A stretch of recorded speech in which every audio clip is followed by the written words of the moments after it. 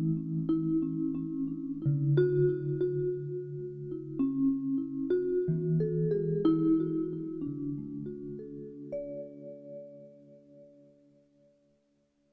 an associate professor with the Department of Chemistry, IIT Kanpur, since 2003.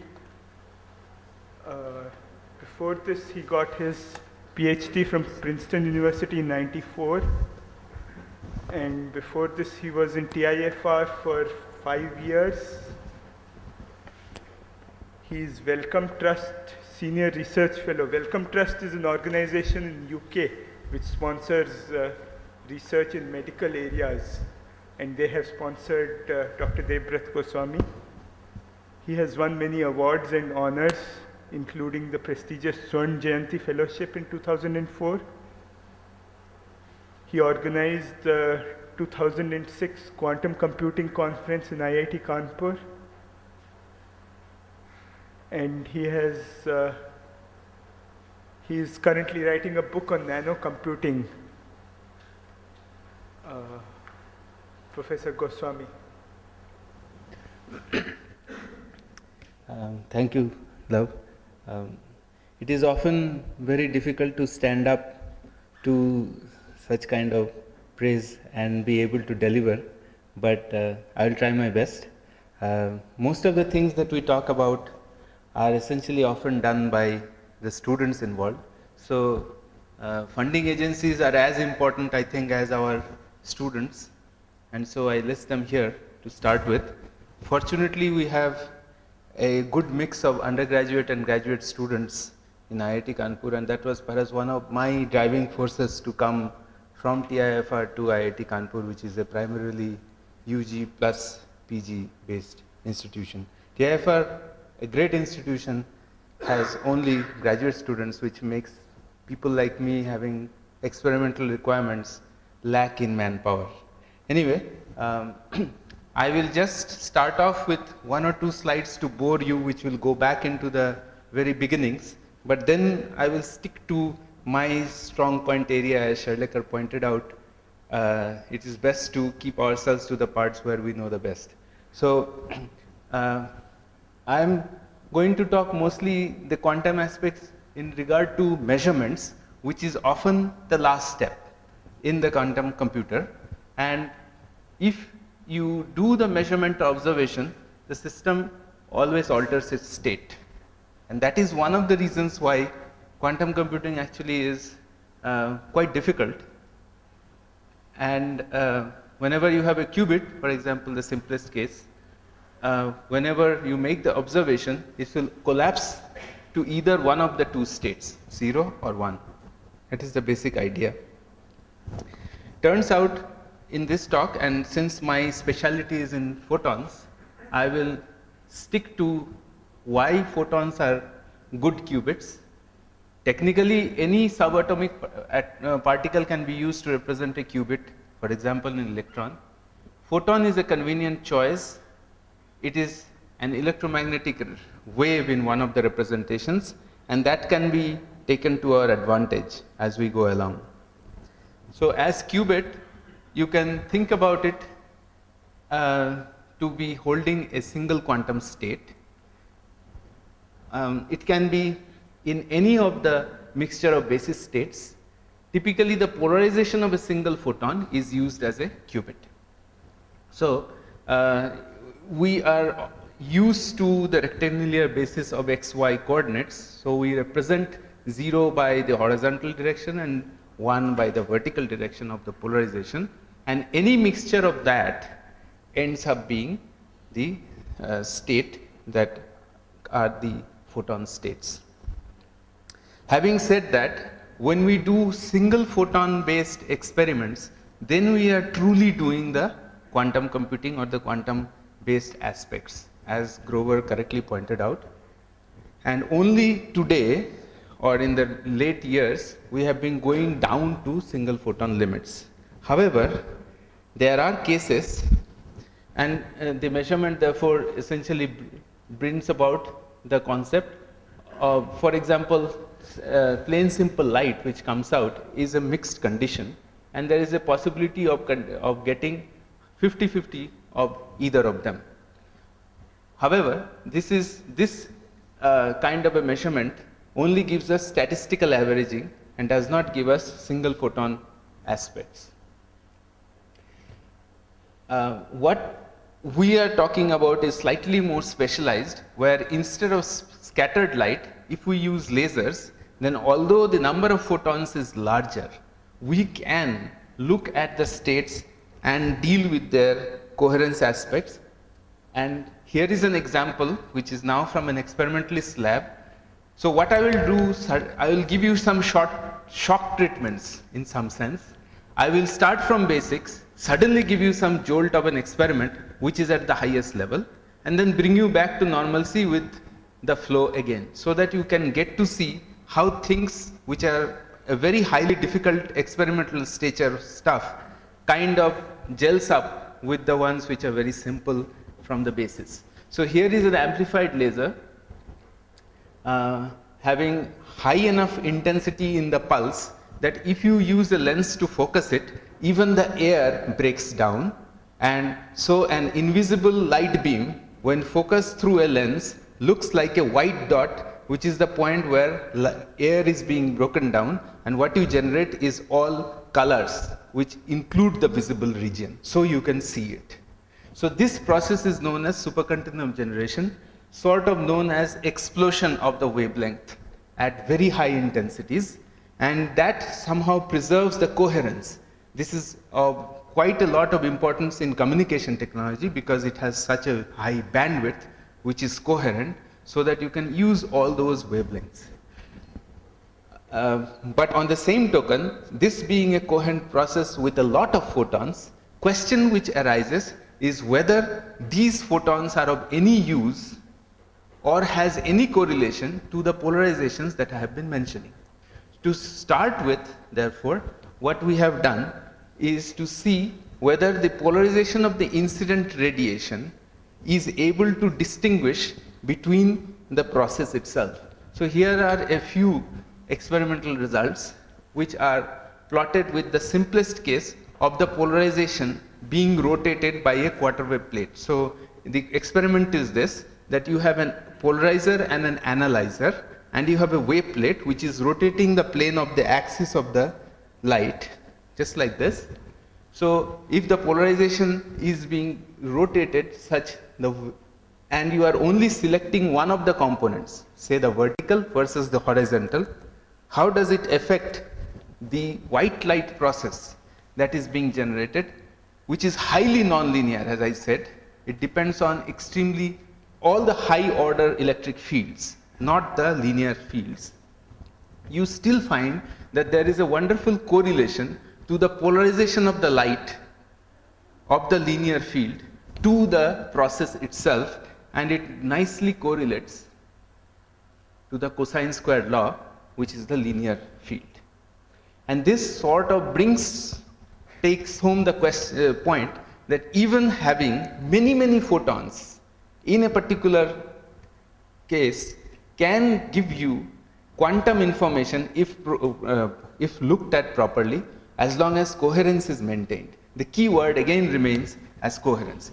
So all the previous talks here has always alluded to the principle of decoherence, which is an important problem in this area. But here is an example to see and understand how this is. Next, I jump off to a slightly more different area, which has not yet been discussed here, which is an experimentalist approach to quantum computing, which can perhaps be slightly better in some sense compared to the original definition of quantum computing. In this case, what we say is that we are looking at an adiabatic quantum computing process instead of the traditional definition of quantum computing. The difference here being that we are going to implement it exactly the same way, but the procedure here in this model is described by continuous time evolution of a time independent Hamiltonian with limited energetic resources, an aspect which is often neglected in unitary gate language. In the unitary gate language, you are only interested in the initial and final conditions. How you reach there is not important. In the adiabatic process, it is important that you do it slowly, so that the character is never able to, are never in sync, that never happens.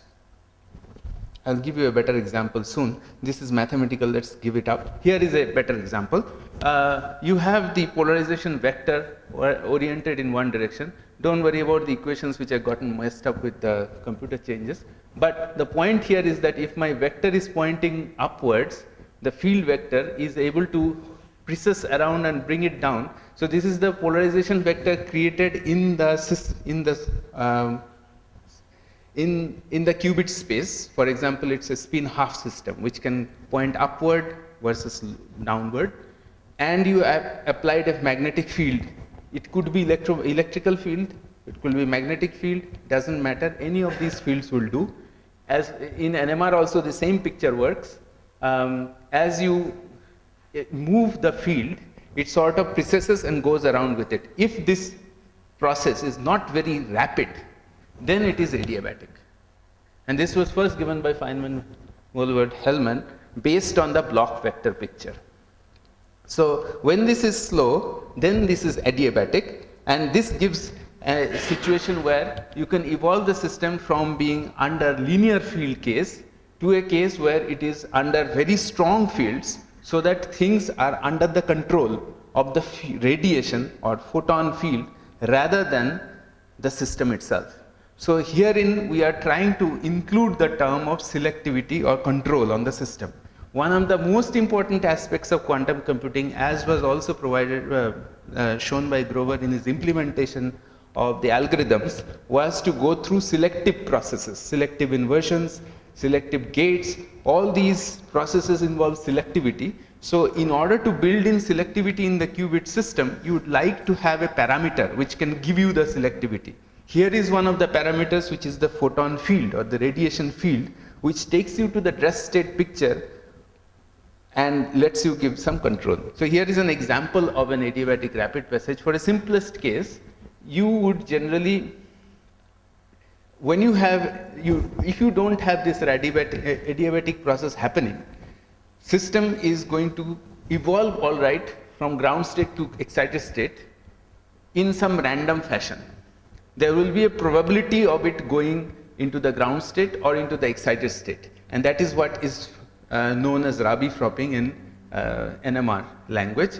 And but if you do this process slow enough with high enough intensity, strong field, then it evolves into only one of the states, and that is the control that you get.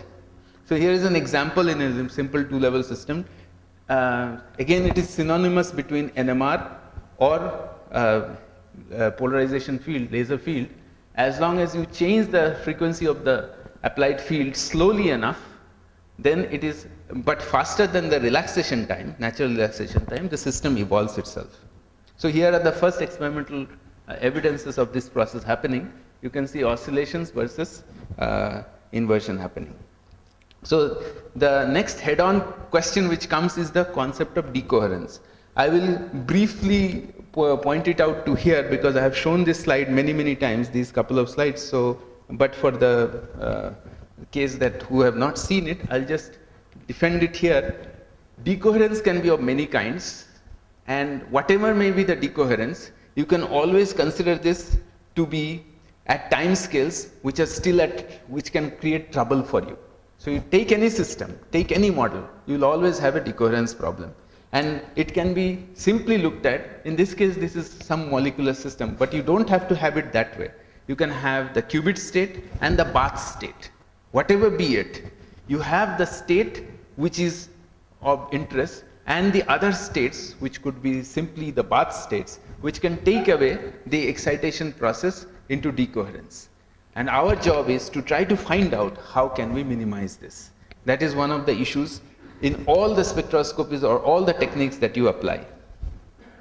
One of the ways of avoiding this is to use something known as a half-passage principle, where you put both the states in such a condition where they are in coherent superposition with each other, so that they evolve together without losing the coherence. Okay, that is known as adiabatic half passage. So there are theories which you can go through, but I don't want to get to. We have shown that it is possible to be done, but it's an experiment which is still to be demonstrated because it's very difficult in terms of field strengths and things necessary for the molecular systems. But mathematically it can be shown to be an experiment which can perhaps be done. And it is also possible to generalize it to Taylor series expansions and all that. And you can make it much more complicated than the simplest system to show that it still works.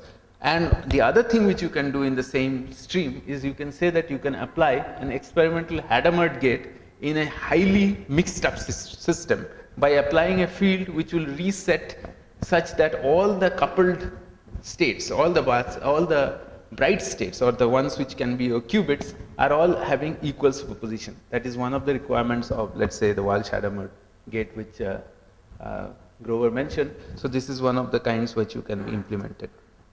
And you can come up with all kinds of multi-qubit gates in these kinds of logics and sequences which you can put together and show. So the important point here in terms of quantum computing therefore lies in the fact that you would like to have a control on this coherent light matter interaction. And this, by the way, has another term which has been going around in terms of coherent control. This sort of merges the fields together. However, it needs something which is known as ultra-fast pulse shaping, because you want to do things in the time scale which is very fast, and you want to have certain specific envelope profiles or phase which is going to change or evolve the system in a certain particular way. So you need a complete control on the applied field. That in itself is a technology in its own. Fortunately, I was a part of this development in my graduate school, where I developed this acoustic modulator based pulse shaper, which can take any laser pulse and put in a programmed condition. You can get out the shape pulses that you need. In fact, you can close the loop. That is one of the things which Professor Anil Kumar was mentioning in terms of his NMR schemes, which is also possible. But time scales there being in radio frequencies, it's much, much easier to do, whereas here we are talking in femtoseconds. Those are in microseconds. We are talking in terms of femtoseconds, 10 to the power minus 12 versus 10 to the power minus 6. So that's 12 to 14. So that's the problem in time scales that we are having. So one of the things which works to our advantage is interferometers are very efficient. You can just set up an interferometric scheme where you can put the light together and look at it. Other reason why you need to have interferometers is these kinds of very short bursts of light cannot be measured except you have your self clock. You cannot measure it with any other clock. So interferometers act as very useful self clock. And this is a typical laser lab. And what you see is that you have a wavelength and its corresponding time component. Similarly, wavelength component and time component, according to Heisenberg's principle, you have a width associated with each of these shorter and shorter time width because of the uncertainty, and so on and so forth. You can talk about lasers this way. But one of the things which is essential in terms of having control in any of the qubit systems that we are talking about would need to be nonlinear. You cannot have a linear system and say that I will be having enough control knobs which will give me a good control over the system. So you would like to look for a nonlinear system. How do you know about the nonlinearity of the system, and how do you defend nonlinearity, or how do you determine nonlinearity? One of the quickest and easiest way of doing it experimentally is to actually increase the field intensity into the system, into the material, so that at a certain point of time the field intensity is high enough that E squared, E cube and all these other terms become important over the E term, the linear term. And that's where you can actually measure how these parameters look like. And here are some of the experimental results which show that we can measure it. That's just to show that we can do it. So this is a sort of an elaborate setup where you change the power of the laser as well as put in a sample and put through the intensities. And you can find out that there are, these are our colleagues' help, that they can make magic molecules which are very high nonlinearities. So, you know, these things exist. That's good. Then there are these other kinds of molecules which under certain light field activation gives rise to very nice conditions where the nonlinearity is very high. So either taking an approach of molecular synthesis, or otherwise you can get to systems which have very high nonlinearity. There are issues about measurements. I will not get into details on that because that's not important here, but generally these are measured by these techniques where the signal to noise has to be high enough, and what we have been able to show that we can measure at values which are currently the best as of now, but that's slightly more involved. Let's not get into that. So you can actually get regions over which nonlinearity will be very high. That gives you an advantage as to what kind of a laser source to use. And there are different ways of measuring it, but let's not get into. Okay. Now let me concentrate on a given system where I would like to show you that as it is possible to control nonlinearity, or talking about nonlinearity in terms of molecular situations, it is also possible to look at it by plane optical field. And here is an example of it. This system shows nonlinearity on its own because of the molecule. Now what we do, this is the measuring technique. I don't want to. Now we change the field. What we do is that we say that we no longer come in with the transform limited pulse. We come in with a light pulse which has the field changing. Once changing from blue to red, red to blue or blue to red. And is there any effect of this field intensity changing on that on the process, nonlinear process that we are looking at? Now this is a different question asked.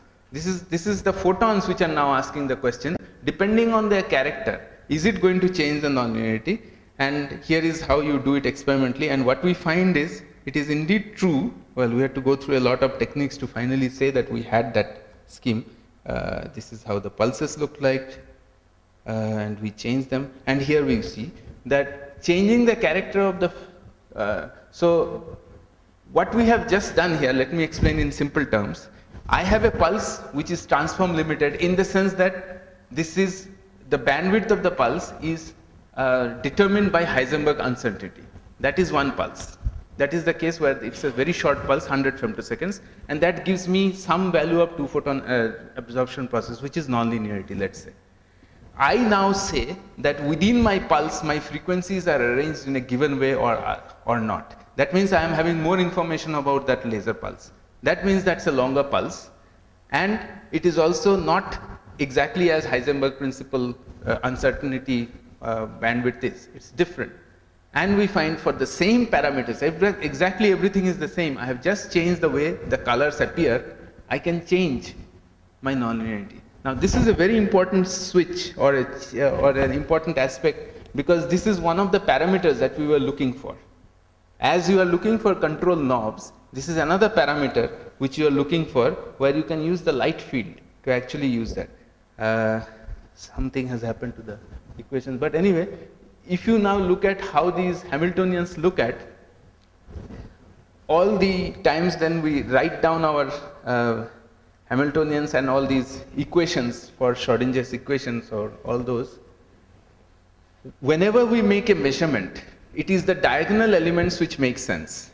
The off-diagonal elements are the ones which carry the connectivity or the coherence profiles, but we do not do much with them.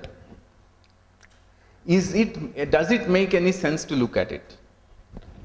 So what we said is that it is known that the off-diagonal elements are the ones which carry the coherence terms of the system.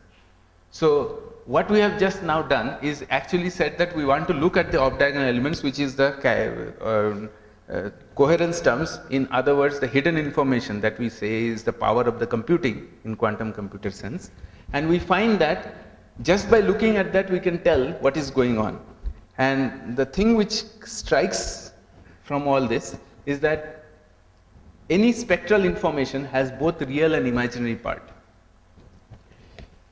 There is a famous Kramers-Kronig relationship which relates the real part to the dispersive aspect and the imaginary part to absorption. That means if there are two states, when the two states are connected physically, that is absorption. That's the imaginary part of the spectral content. Whereas when we are talking about the real part, then it's the dispersive part. That means my population between the two states are not getting mixed up. It turns out that the Rabi fropping or the conventional NMR and all these techniques essentially couple through absorption. That means my physical two states are involved. That's why your decoherence is so complex, and that's why it's so important to talk about decoherence there. In adiabatic processes, the coupling occurs through the dispersive part. There is no absorption process involved at all. The off-diagonal elements of the matrix is telling us that. It's just that we never looked at it. So there is no population flopping. The system essentially is doing the job, but the population is never retained in the other state. And that is one of the key elements of this work. In fact, if you are not adiabatic, you see an amazing flopping between the real and imaginary part happening. But once you have become adiabatic, it just goes and becomes one of a kind only. So that is one of the things which we have just found out, which seems to be a very important issue in this field. This is typically how our systems look like. That, by the way, is my hand, which shows how the spectral content is looking like, and when we put in our modulator, it cuts off parts, it makes multiple pulses, and we can delay them and do all kinds of things. There are actually, as Professor Grover mentioned, other aspects to this work, which I just quickly touch here. This is just to say, even if quantum computing does not occur, even if we don't get a quantum computer in the next few years, what are all these science good for? It has many, many impacts. One of the most important impact what we are trying to do is the optical analog of MRI, magnetic resonance imaging. That is because the concept that we are developing, as you saw, was so much based on the ideas of NMR, and we are actually trying to look at their connectivities or the off-diagonal elements or the issues that are looked at. We are trying to look at the connection, and this is the reason for our foray into medical fields, where it so happens that as you pass a pulse of light through the materials, like our brain, it becomes wide as it goes through. This is electrical engineering problem. Dispersion takes over, and that's why if you are looking at your multiphoton images, it is not very effective when you go deep tissue. It's only 1 centimeter that we can go down as of now. That is partly because as it goes through about that 1 centimeter, it has essentially become a very long pulse, and it cannot do that excitation anymore which you were looking at otherwise. So here is our image. What we have done, we have shown here that but multiphoton is always better than confocal, which is the single photon results. So we show here the contrast, how good the contrast of a multiphoton image could be with respect to confocal, where you see a lot of bleaching rather than the image itself coming through properly. So if we can do multiphoton or we can improve upon confocal, that's a much better issue. And these are issues that we can deal with these lasers, where we can look at fluorescence issues. And these are also things which go back and give us control. So they are all connected. For us, it's the one and the same thing that we are doing. It's just when we talk about quantum computing, it becomes quantum computing. When it talks about magnetic resonance imaging or related aspects in optics, it becomes that. So what we have shown, we have been able to show here is that a conventional confocal laser scanning can also improve much better currently just by using a very high speed acoustic modulator. That's what we have been working on, and it increases the contrast enhancement. So our technology that we have developed also has application in that field. Pulse laser case also there is a lot of advantage, because you can select out certain pulses, and as long as the gaps are gathered, you can get better images. Although the enhancement is not amazing because it's already multiphoton case, thermal effect is much lesser. We also have things like optical tweezers. The advantage of that is that you can hold on to a single object with the light field and then manipulate that, and that gives in an additional advantage of position. or stationary in space, not just in time. That's the other thing that we can do. So in summary, what I have tried to do is I have tried to give you both molecular and an optical approaches to enhance two-photon processes. And we have shown that both are successful schemes. Higher sensitive two-photon techniques are allowing us to explore some of the other aspects of structure and other things. However, similar correlations to fluorescence measurements are showing encouraging trends in terms of medical applications. The imaginary terms of the off-diagonal elements of the density matrix imply population exchange in Rabi flopping, which is a fundamental issue currently. Real terms in the off-diagonal elements in the density matrix, no population exchange, but state character change only, and that is the reason why adiabatic process remains to be a better approach. Currently it looks like, at least for experimentalists. And with that, I will show you members of my group in a much more relaxed environment, and we are just actually trying to get this whole thing to work in a feedback condition, so that like what Anil Kumar was mentioning, that we look at the result, try to see if we can make it better and feed it back to the laser system and write the algorithm for us automatedly. Thank you.